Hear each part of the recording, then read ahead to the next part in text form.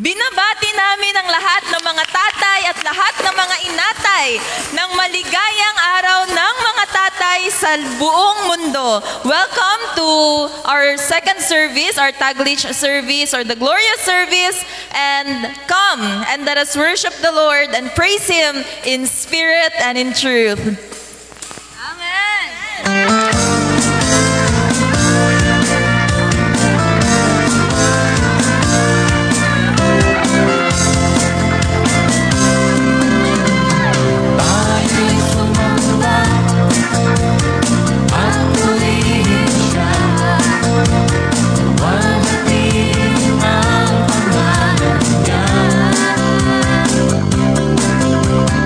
Diyos namin Ama,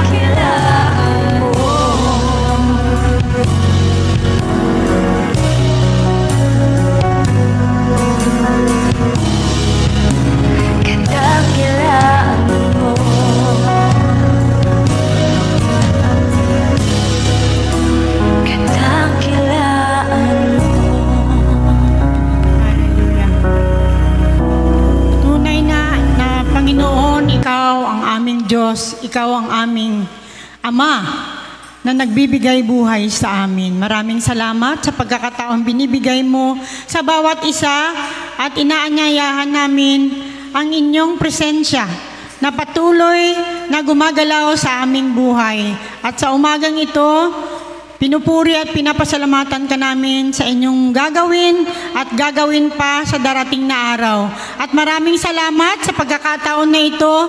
Kami po ay nagpapasalamat at binabalik namin ang aming papuri at pasasalamat dahil lang sa inyong kabutihan at sa lahat ng victory na aming natanggap sa araw na ito. We love you at ito po ang aming panalangin. Naway sa araw na ito ay maraming makatanggap ng inyong salita na siyang magbibigay ng magbabago at patuloy na kami ay haharap hanggang sa pagdating ninyo. Ito po aming dalangin sa pangalan ni Jesus.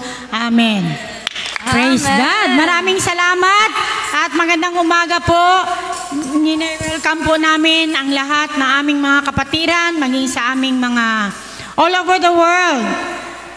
At ngayong umaga, ito po ay ini-introduce namin ang bago naming page sa BCF Glorious Home Church. Simula sa araw na ito po ay aming ihahayag o ipopromote sa buong mundo.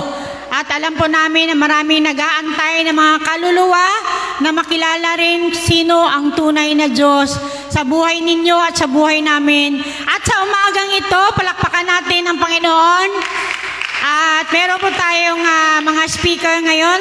Ibinibigay po namin sa inyong aming mga young people na marami pong magpapatunay na ang doktrinang natanggap nila o ang katuruan na natanggap nila sa buhay nila ay mamakikita sa kabunga ng kanilang pagbabago. So let's welcome our speaker today. Mag-start po si Sister Denise Iscaro. Magandang umaga. Magandang umaga sa mga believers all around the world na sumusubaybay na makarinig ng salita ng Diyos at naniniwala na kapag hindi sila nakarinig ng salita ng Diyos, wala silang buhay, parang wala silang pagkain in the Spirit. We are welcoming you and isa din ako sa mga magbabahagi lang na natutunan ko ngayong araw na ang mensahe namin ay tungkol sa kilalanin natin ang ating Diyos at ang ating Panginoon. Bakit kailangan kilalanin natin itong dalawang function, dalawang title na ibinigay sa atin na kung saan makikita natin when we read the Bible, pag binasa natin ang salita ng Diyos, bakit minsan ginagamit doon ng author na ang sabi ng Diyos at sa kabila naman ang sabi ng ating Panginoon. So ako, ang natutunan ko ngayong araw is, knowing God must not be stopped. It is non-stop. So, sa pagkakakilala natin sa Kanya, unti-unti, dati, I remember, when I came here in the ministry, ang alam ko lang that Jesus will forgive. Yun lang yun. Yung John 3:16, ngayon isi-share din namin, di ba? Nung mga una pa lang na nakilala natin ang Diyos, John 3:16 is when we believe in the Son of God, that He sent His Son for us, and those who believe in Him will not perish but have eternal life. Yun naman na, ang nadagdagan naman doon ngayon is yung sa verse 17 na sinabi doon na sa Diyos walang kondemnasyon. There's no condemnation of God, but He will judge. So, ngayong araw, natutunan ko naman ay, ang Diyos, naging Panginoon. Bakit? Kasi, when we read the Old Testament, walang ibang makakaabot sa Diyos o walang makakatawag sa Diyos kung hindi tumawag sa Panginoong Hesukristo. And ngayong araw, mas na intindihan ko pa na bakit ang Diyos naging Panginoon. Panginoon means He is personal, like He is a master, He is the Lord, He is the Father. He wanted us na maintindihan na pumunta siya, nagpakumbaba siya, naging Panginoon siya in the form of human siya para makarelate siya sa atin. And the more I understand na kanina din, na-amaze ako when our mentor says, God just don't want you to be a Christian.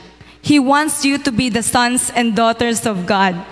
Magkaiba ang Christians sa sons and daughters. Because ang Christians, they will just follow Jesus. Naniniwala silang Jesus is the Lord.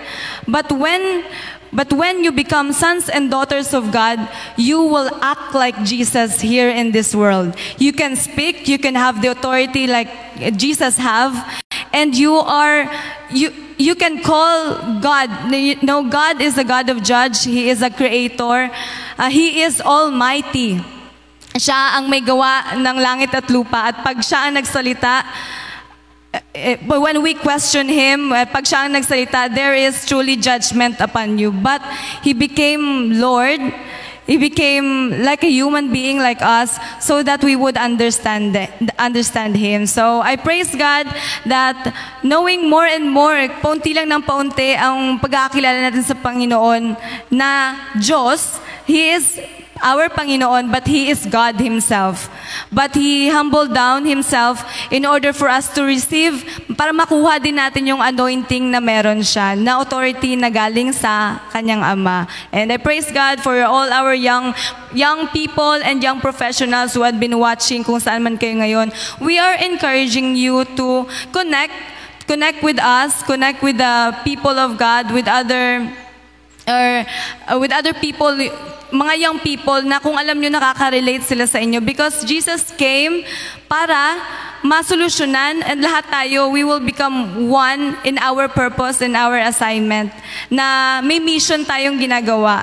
And we are encouraging also other people to ask prayer, because when we pray, and when we know that the people who has been with us in the congregation, sila meron silang authority na binigay ng Diyos by the power of the Holy Spirit, then we could ask the Father whatever, because Jesus said that in the book of John 14, na I will give you the Holy Spirit, and whatever you ask in the Father, in His name, it will be granted unto you. So bring back all the glory and praise to God.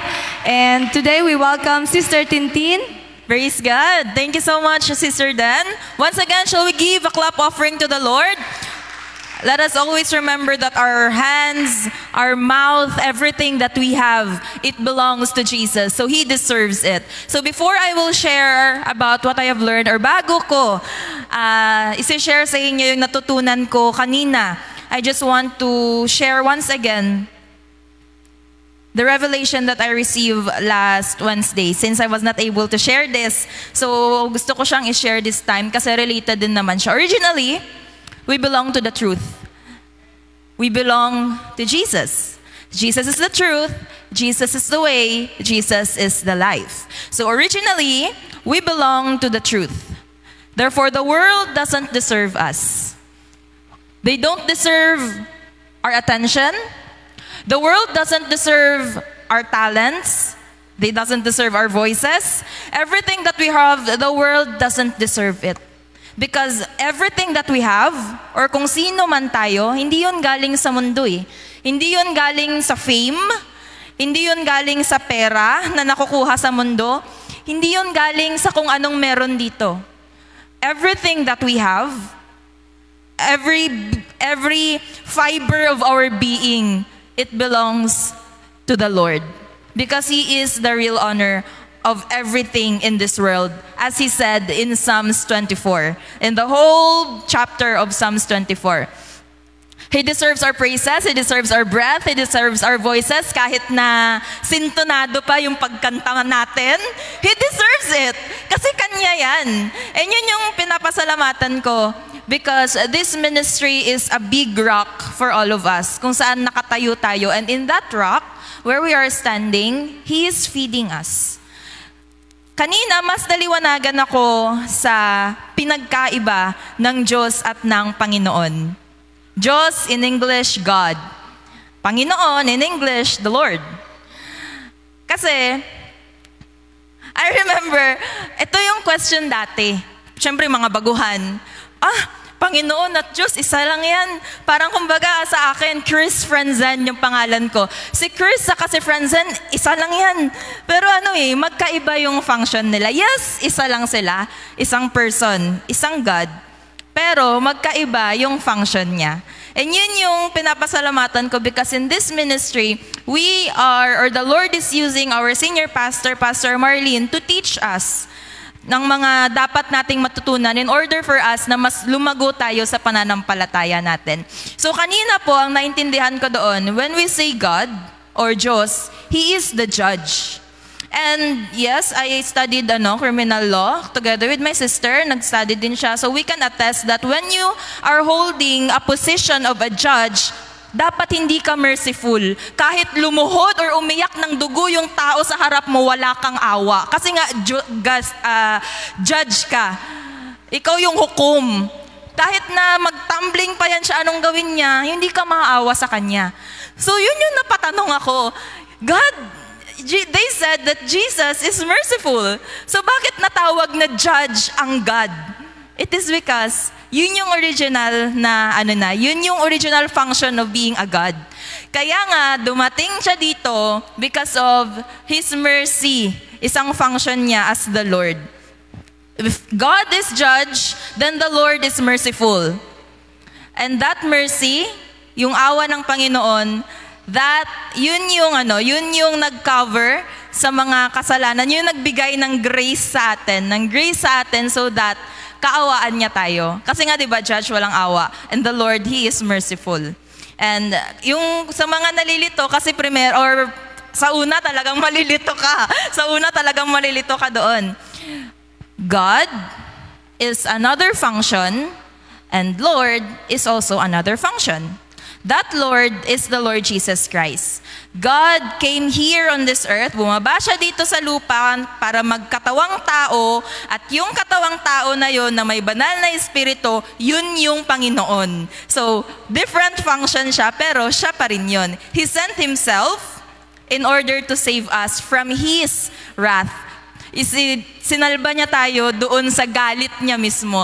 So yun yung nagpapasalamat ako sa Panginoon because now as I was sitting there kanina, katabi ng papa ko, as I was sitting there kanina, na-realize ko that, yun nga, bumabalik sa akin that the world really doesn't deserve us because the world did not sacrifice anything. Actually, we are sacrificing ourselves for the world in order to gain the favor of the world. But God Himself, the Lord Himself, He sacrificed Himself to gain us. Kasi nawala tayo sa Kanya. Hindi siya yung nakawala sa atin, tayo yung nakaalis doon or umalis doon sa presensya Niya. And He sacrificed Himself just to gain us back para makuha tayo ulit. So yun yung talagang sinulat ko dito that you must let go of the world because Jesus worth more than this temporary world. Totoo naman, no? Ano bang mangyayari after this? If wala ka kay Jesus, if you're holding on temporary things, talagang mawawala ka. If you're holding on the permanent things, kahit na magbumaha or mag-tsunami, ano pang mangyari, pag naka-hold on ka sa permanent things, hindi ka mawawala. So yun talaga yung this time, yun yung malaking kinuha ko today, that I need to focus my eyes more onto Jesus. As sa mga students dito, I think everyone of here na nandito, nakatry na rin naman na maging student. So yun po yung yun talaga yung baon-baon ko, especially if our schedule is hindi busy. Loaded. If marami yung schedule namin, yun talaga yung pinapaalala ng banal na espiritu sa akin. I need to keep my focus onto Jesus. In order for me na hindi magkaroon ng maling desisyon sa buhay, hindi magkaroon ng mga kapalpakan o kung ano ba yan, I need to focus my eyes onto Jesus. And let's go to John 12 verse 47. Hindi ako ang umahatol sa taong dumirinig ng aking salita. The Lord is speaking. Ngunit, ayaw namang sumunod dito, sapagkat hindi ako naparito upang hatulang ng sanlibutan, kundi upang iligtas ito. This is actually a big world na binabaliwala ng lahat ng mga tao. Hindi naman lahat. Ng karamihan ng mga tao. Jesus came not to condemn, but to save. But why is it that many people are condemning other Christians? Porket may tattoo ka, talagang hindi ka na pwede sa langit. Porket nagkasala ka dati, hindi ka na pwede sa langit. Why are they condemning people? It is because they did not probably read this. Hindi probably nila, or lack of knowledge, diba, while many people are falling. So this is actually, pinakita ng Panginoon dito sa John 12:47, ang big, massive grace niya. Napakalaking grace niya para sa sanlibutan. That despite of our napakadungis na sarili, na hindi nakapata-kapatawad, kapata-patawad, pinakita niya yung pagmamahal niya sa ating lahat. So this is actually my takeaway this day, that the grace of God is sufficient enough to forgive even ang kasing laki ng 12 na Titanic, ang kasing laki ng kasalanan natin, kayang-kaya tayo patawarin ng Panginoon. But, merong but. But remember that the Lord, Jesus is the Lord who is God as well. Despite of this grace, meron judgment. And that will, Sister Shinalyn will explain later. Naalala ko kasi yung tanong sa kanya dati, can grace be abused? Yeah. She will explain that later. And yes, while we are experiencing that special grace of the Lord Jesus Christ, there is always a reminder. Let us not abuse the grace of Jesus. Kasi baka mamaya, gumawa ka ng kasalanan, kampante ka. 10 seconds from that pala, dumating yung Panginoon. Remember rapture? Rapture has no sign. But those people who firmly believes and follow Jesus, they will hear the trumpet. Glory to God, and I believe that this day, as we celebrate the Father's Day, this is the day na mararamdaman ng bawat isa ang pagmamahal ng Panginoon sa ating lahat. Glory to God. Amen. So I want you to clap your hands. Clap your hands. Stomp your feet. Clap your hands. Stomp your feet. One more time. Clap your hands. Stomp your feet. Bakit? Nakikipaglaro nga kayo na hep hep? Hooray. Hep hep. Hooray. For what? For nothing. But we clap our hands, we stomp our feet because we do it for the Lord. And today is Father's Day. So we clap our hands, we stomp our feet, and we give praises to our Lord. And we believe na dito sa second service na to, para dun sa mga young people, old people, pangit naman sabihin na old, matured people, for all of you na hindi pa nakaranas magkaroon ng ama, o para sa meron naman siya mga tatay pero he never felt the Father's love. I want you all to know that God has created each and every single one of us. And katulad sa sabi ni Tintin kanina, yes, He may be the judge, but He is also the creator. And when you create something, you only want what's best for what you have created. So dito, sa binigay na topic ni Pastor Andrew, connected dito is ang doctrine. I remember, nung malita ko, palagi kong sinasabi na, huwag kang umiyak. Kasi ang sabi ni Papa ko, dapat kahit matumba ka, huwag kang umiyak kasi ang dolyente hindi umiiyak. Yun yung palagi kong sinasabi sa mga kasama ko noon. And then here's John 12:49. For I have not spoken of myself, but the Father which sent me. He gave me a commandment what I should say sa Tagalog. Sapagkat hindi ako nagsalita ng mula sa sarili ko lamang.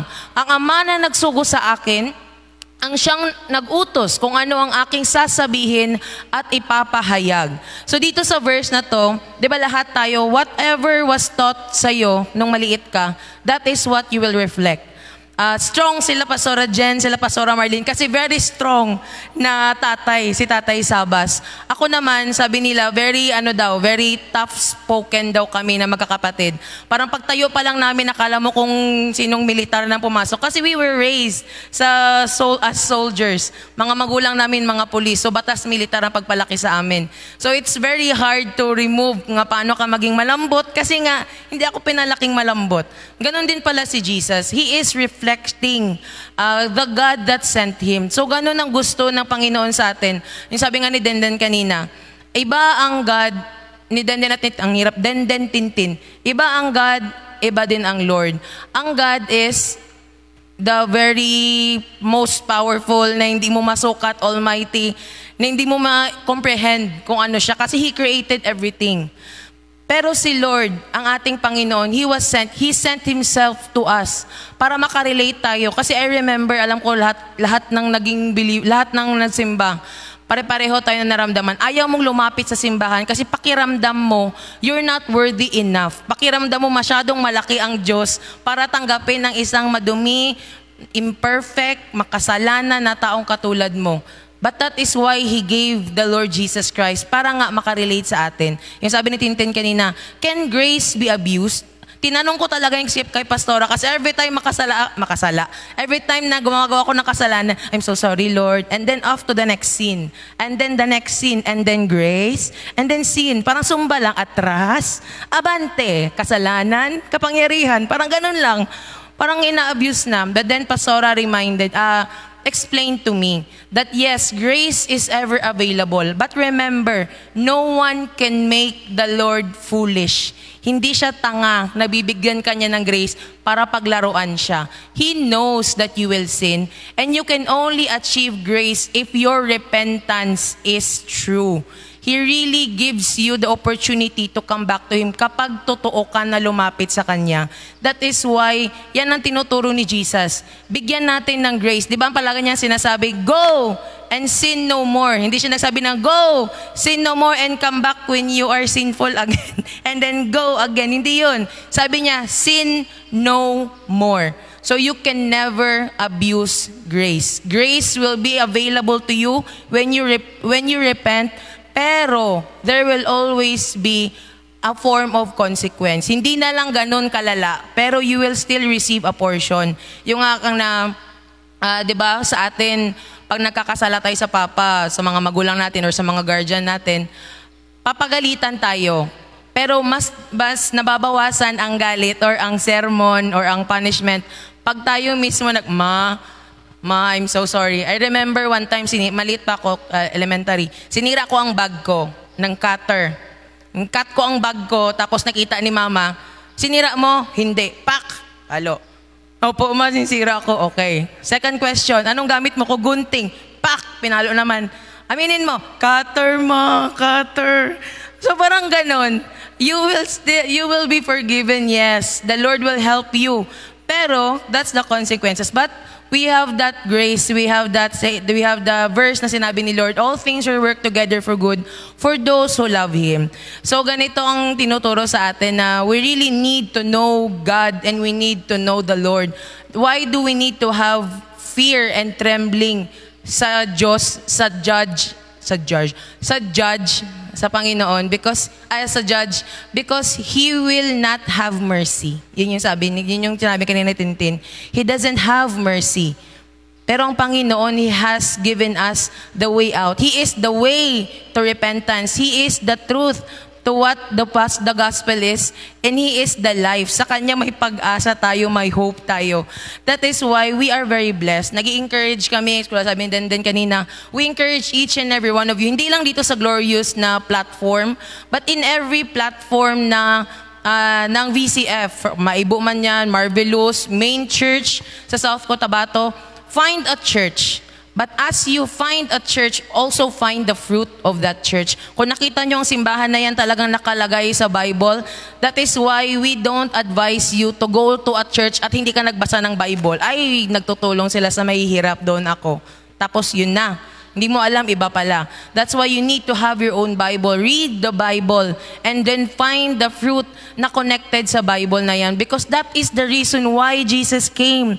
Why He created, through the Holy Spirit, He helped create the entire Bible because He wants us to be knowledgeable. The more you know, the the less you will fall sa pinakahuli. So dito, nakasulat sa John 7:17, if any man, 16 pala, my doctrine is not mine, but He that has sent me. That is also our doctrine. Kaya dito, sa topic ni Pastor Andrew, my doctrine is not mine. Which is true. Hindi sa akin ang tinuturo ko, kundi na nagsugo sa akin. That is why we boldly speak. Alam namin na ang iba ng mga tao, sure. Kasi hindi nila kami kilala. Pero sa mga tao nakakilala sa amin, they know what we are talking about. That is why we boldly speak.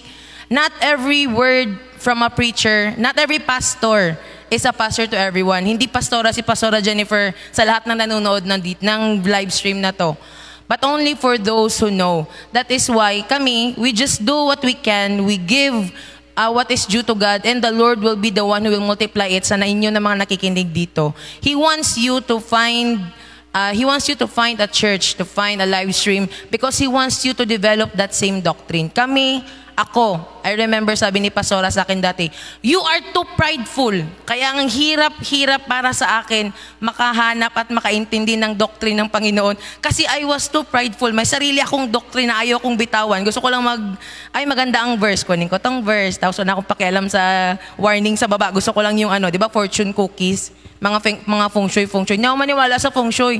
Pero pag sabi nga good luck, may good luck daw ako today. Yung gusto mo lang, when you come to the Lord Jesus Christ, when you receive Him, that is also a sign of you deciding to surrender. Na Lord, whatever doctrine I have, I give it to you, and I receive your doctrine. I was once an atheist. I became an atheist at the age of 8.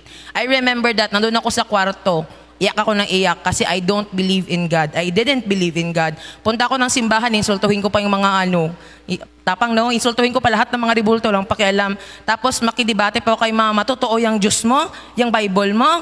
Tapos i-hug lang ni mama Bible, Diyos ko, Lord, anak ko. Nagaganoon lang si mama kasi I don't believe. I never believed noon. But when I decided to try, talaga namang pag once ang tao nandiyan na sa pinakadulo, I was at a point in my life na wala na. Hindi ko kaya, hindi kaya ng pamilya ko, hindi ko na alam gawin ko. I wanted to die. And then at that time, yung mga narinig ko na words ni Mama sa debates namin noon, it's what made me decide na, sige nga, subukan ko ang Diyos na to. Kung totoo ka, magpakilala ka. That's what the Lord wants. That's why He is sending us, ang mga believers, na papuntahin sa inyo to share to you our doctrine. Ang doctrine na bitbit namin, hindi kami ang may gawa. Ay gawa ang Diyos. For those people, lastly, for those people na, I remember natanong ko din kasi ito noon, nung ATS pa ako na, paano tao lang man din nagsulat? Di ba ang sabi sa Bible, it is influenced by the Holy Spirit. Kaya tingin nyo anong katalino ang tao na nakasulat ng Bible na very hundreds of years apart. Paano yan nila na-connect? Now, the Bible is very complicated and lahat ng tanong mo talagang may sagot. I have tried for years. I have tried na maghanap ng butas sa Bible and I could not. I have seen movies. Ewan ko kung napanood niyo yung movie na yun. Na atheist din siya and he tried for decades. Hindi talaga. Lahat ng tanong niya may sagot. It's because the doctrine of God is the truth. It's not man-made. It is the truth. Masakit man, but the truth will always hurt. So we are encouraging you that please, read your Bible. And as you read, develop that desire to know God. And I tell you, from one atheist before to another right now, the Lord will show Himself to you if you decide to find and to look for Him. For He is a Father who wants to be reconciled with His child. So glory to God. Amen. Amen. Praise the Lord. So, ngayong umaga, tayo ay nagpapasalamat dahil lahat ng mga nagsasalita dito, hindi basta-basta pinapagamit ang pulpit na ito kapag ikaw ay hindi nagbago. So, as we hear the topic, yung sinasabi nila dito, kasi ito po ang pinaka-mission or vision ng BCF Coronadal, BCF for 27 long years, this coming June, mag-27 na ang BCF Coronadal here in Mindanao, Philippines. So, yung Philippians 3:10 na sinasabi niyo, knowing God and be like Him. Kaya nga sinasabi na ang salita ay Diyos, ang Diyos ay salita. Ang Diyos, ang God is title. Hindi siya name, title siya. Pag sinabing title, andun lahat pag sinabing title yung sa baba niya, magkakaroon lang siya ng sa baba. Di ba? Pag magbasa ka, ano ang title, yung content. Kasi lahat ng content ay doon nababase sa title. Kung ano ang laman, kaya yung title na yan is, tinatawag yung other words na tinatawag natin sa God is the source. The sustainer, the defender, the rescuer. So, bakit iniba o talagang sineparate ang God talagang specify, no? Talagang specific. Iba ang God, iba ang Lord. Yung God is title, is not name. Siya ay source ng lahat-lahat dito, lahat na makita natin tayo. Yung Lord is the Master. Ang tinatawag natin, kaya nga sinasabi dito sa Scripture, ito yung pinaka-lang doktrina outside the Bible is not from God.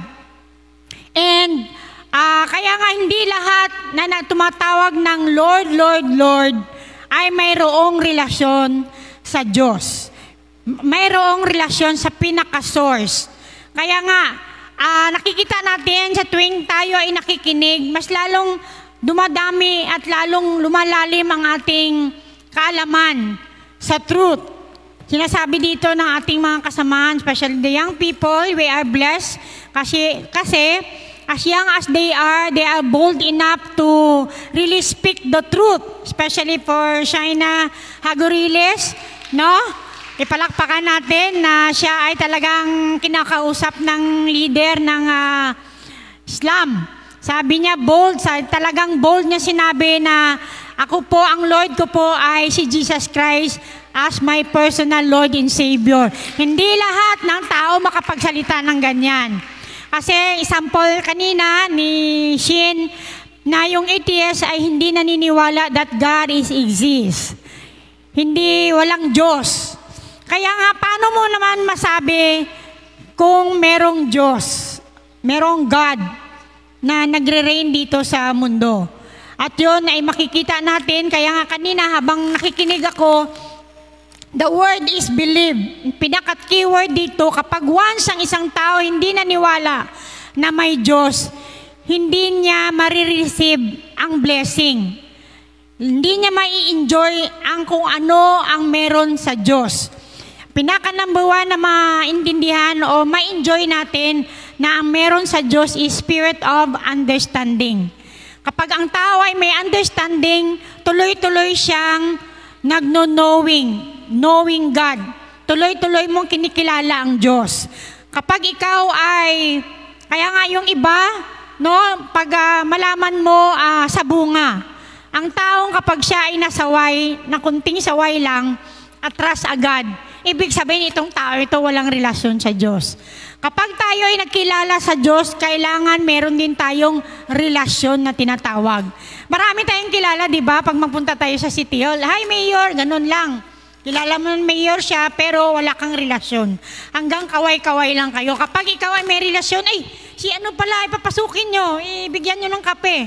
Di ba? Iba ang difference na meron kang relasyon sa wala. Kaya na-differentiate natin yung religion sa relationship. Yung religion, knowing, ano lang, info lang. Pero kapag ikaw ay may relasyon sa Diyos, na ang gumawa sa iyo, na nagbigay ng buhay sa atin, ito ay magkakaroon tayo ng pagbabago. O merong mga milagro, may enjoy natin yung mga milagro sa buhay natin araw-araw. And dagdag ko lang sa 2 Peter 2, chapter 2, 1-3. Nasabi dito, we are on these last days, nasa huling araw na tayong mga nilalang ng Diyos, especially tayo ay mga born-again believer, at lalo na sa mga sons and daughters of God. Ito ay babala or warning sa atin lahat. Sinabi sa 2 Peter chapter 2, 1-3, noong una, may mga huwad na propetang lumitaw sa Israel. Gayon din naman, may darating sa gitna ninyo na mga huwad na guro. Lihim silang magtuturo ng mga maling aral na ang dulot ay kapahamakan. Pati ang Panginoong tumubos sa kanila ay kanilang itatakwil, kaya't di magtatagal at sila'y mapapahamak. At marami silang mahihikayat na sumunod sa kanilang kahalayan. At dahil dito, pati ang daan ng katotohanan ay malalapastangan. Sa kanilang kasakiman, lilinlangin nila kayo sa pamagitan ng kanilang aral na kathang isip lamang. Matagal nang nakahanda ang hatol sa kanila at ang pupuksa sa kanila ay hindi natutulog. Kaya beware tayong mga believers. Beware tayo sa mga huwad na mga propeta at guro. Kaya nga ito, nagkakaroon tayo ng ganitong fellowship para tayo ay magkakaroon ng maraming kaalaman. Diba, ligtas ang may alam, may laban ang may alam, lalo na kapag ang alam mo ay nasa katotohanan lamang. Pawang katotohanan lamang. Paano mo masabi na yung sinasabi niya ay may katotohanan dahil merong ebidensya? Ito yung pinaka natin, yung pinaka-confident natin bilang anak ng Diyos. Tayo ay tumitingin sa bunga. Kaya nga yung word na believing, yung na-strike sa akin kanina is na-recall ako doon sa Jeremiah 33:3, call unto me and I will answer you and I will show you the things that you do not know yet. Pag sinabing call, di ba call is an action word. Kaya ka nga tumawag kasi naniniwala ka na merong sasagot. Sa Tagalog, kung mananalangin ka sa akin, tutugunin kita at ipapahayag ko sa iyong mga bagay na dakila at mahiwaga na hindi mo pa nalalaman. Kaya yung word na believe, na makikita mo na kapag yung kunting pag naniwala ka sa bawat salita na nare-receive ninyo, yun ay ibubuhusan ka o bibigyan ka ng Diyos ng regalo ng mga understanding, especially lahat ng kanyang mga promise dito sa kanyang salita ay talagang mai-enjoy mo. Nakikita naman sa buhay ng bawat isa dito, no, na ilang years na. Kaya nga yung iba hindi nagtagal kasi yun ang bunga na hindi sila nagkaroon ng relasyon, ng personal relationship sa kanilang Lord na tinatawag. Kaya nga, remind us that hindi lahat na tumatawag ng Lord, Lord, ay may relasyon sa Diyos. Kaya, at isa pa na tayo ay, aware na tayo sa mga destructive. Kapag ang tao ay hindi nagsasalita, o hindi na gagamit ng salita ng Diyos, hindi mo siya basta-basta paniwalaan. Kaya nga kagabi, nakorek ko yung daughter ko, si LJ, puro lang salita ng salita, walang salita ng Diyos. Papa Jesus, bless niyo po si ganito. Ang haba-haba ng kanyang prayer, ang binabantayan ko yung word, yung scripture. Kasi ngayon na alam natin na hindi pala nakikinig o hindi a-action ang ating mga angels. Kasi ang mga angels natin na na-assign sa atin, ang binabantayan nila yung salita from the Word of God. Yun ang kanilang binabantayan at ganun pa lang sila gagalaw. Kaya nga kanina, di ba, nasampol ng ating mentor kanina, meron tayong kapatiran from Korea na dami yung salita, dami niyang mga haba-haba na yung prayer, mga pasalamat, pero walang word of God na lumalabas. So, entertainment lang. So, natutunan natin dito na aware na tayo sa mga false prophet na alam na natin na hindi lahat ng kanilang sinasabi sa salita. Maging kung gumagamit rin sila ng word of God, kahit na si Satanas gumagamit at siya ay alam niya na. Ang atin lang na madepensa natin ating sarili. Kaya nga ang tanong, how you protect yourself from the false prophet or from the false teaching o teachers. Paano mo iproprotect ang iyong sarili? By patuloy na ng pag-aaral at kailangan marami kang alam. Hindi ka basta-basta sasagot ng amen. Patapusin mo muna siya ng salita. Baka sa dulo, nagulat ka tuloy, impyerno pala. Bawiin mo yung amen mo, wala na Nag-amen ka, sumakay na yung amen mo. Ayun na, naanod ka na. Kaya nga sabi, salamat na natutunan natin dito sa church na ito na kailangan nating mag-grow, tayo na ma-develop at ma-involve sa kung anong meron dito sa kaharian ng Diyos.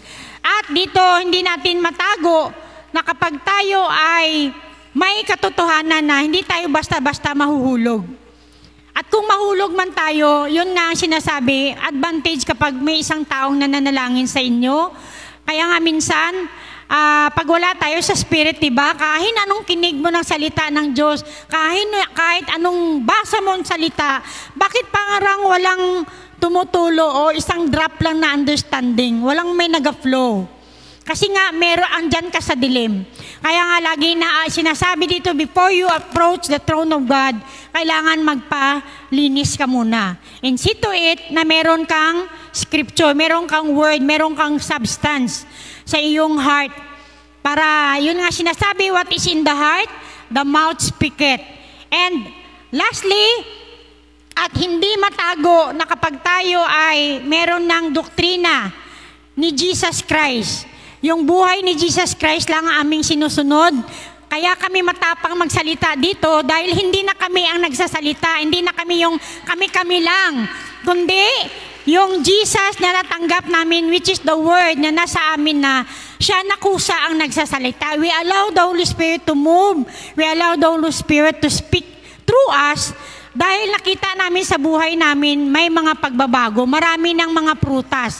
Kaya nga nasampol kanina sa Matthew 7, hindi mo pwedeng ang bad tree ay bubunga ng magandang bunga. Kung kapag ang masamang puno ay magbubunga ng maganda, hindi pwede. Kasi what is yung ugat, kung ano yung seed, yun ang lalabas. Kaya sa amin, talagang hindi mo matago na kung ano yung seed dito sa ministry ito. This is the church of foundational. Hindi kami basta-basta matutumba.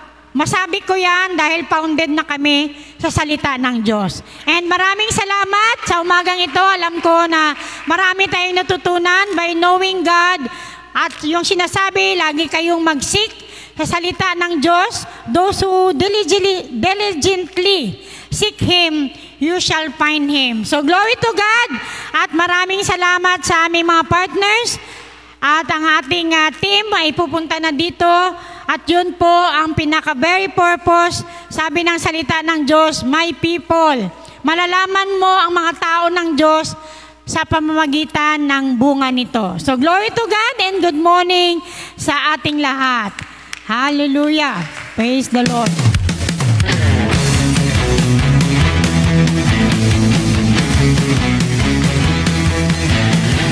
Okay? Let us pray. Sa mga hindi pa, inimbitahan namin sa mga hindi pa nakatanggap o nakakonfess sa kanilang mga bibig at naniniwala sa kanilang mga puso, we are encouraging you to join us in prayer today as we ask the Lord for a closer relationship. Let's close our eyes. Let's pray. Our Heavenly Father, in the mighty name of Jesus, maraming salamat for what you have done. You came in order for us to be redeemed. And thank you, Jesus, for forgiving us all of our sins. You know it before we do it, Lord. And we ask that you would write our name in the book of life. Na simula ngayon, we are a new being. The old has gone, and the new has come. The salvation power of yours is working now in our lives. Thank you, Jesus. Lead us to a closer relationship with you so that we will be excited and ready of seeing you face to face. This we pray in Jesus' mighty name. Amen! Amen! We rejoice with you, brothers and sisters. Purihin natin ang pangalan niya. Si Yahweh. Ang ating Diyos at ang ating Panginoon. Kahit tumalon, kahit sumigaw, kahit mapuri at sumayaw, itaas ang kamay, hiwagay-hiwagay, sama-samang magbigay, papuri at pasamba. Sa Diyos na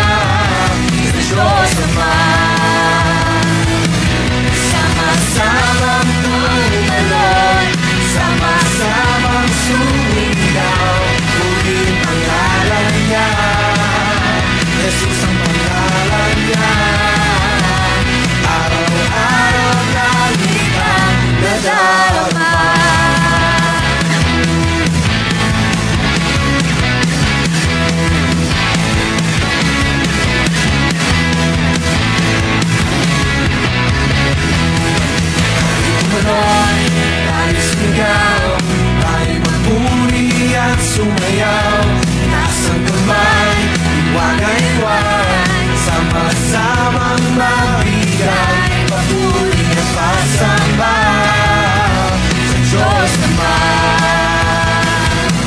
Sama-samang tumalon, sama-samang sumigaw, puri pangalan niya, Jesus ang pangalan niya.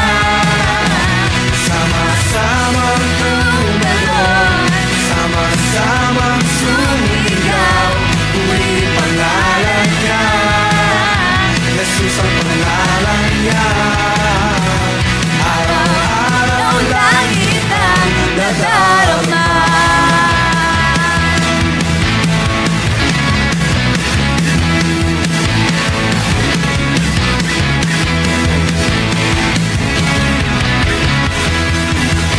Tumalos, sumigaw, puri at sumayaw. Tumalos, sumigaw, puri at sumayaw. Tumalos, sumigaw, puri at sumayaw. Tumalos, sumigaw, puri at sumayaw. Tumalon, sumigaw, puri at sumayaw. Tumalon, sumigaw, puri at sumayaw.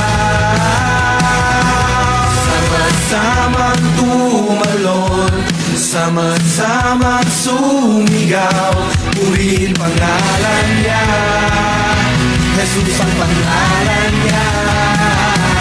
Sama-samang tumalon, sama-samang sumigaw, purihin pangalan niya, Jesus ang pangalan niya.